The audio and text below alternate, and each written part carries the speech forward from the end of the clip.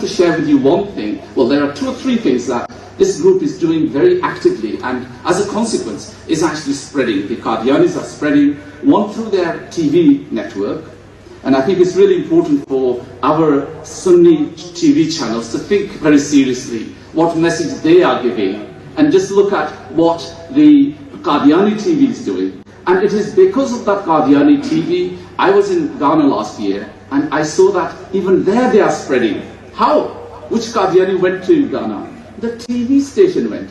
In Nigeria they are spreading. Indonesia they are spreading. Through what? Through the TV. So we really need to think. We have lots of Sunni channels, but I just want to reflect what sort of teachings are we giving? How many people are we converting? This group is doing it. Why are they successful? Just look at the way they are actually conducting their TV. It is very successful. That's one. The other is they have a very interesting concept called Waqf-e-Noo. Now, this is actually one of their big organizations. And the idea is that every Qadiani family should be dedicating their child to this movement. Okay? And, you know, and as a consequence, they have something like 28,000 young men who are dedicated to the Qadiani religion.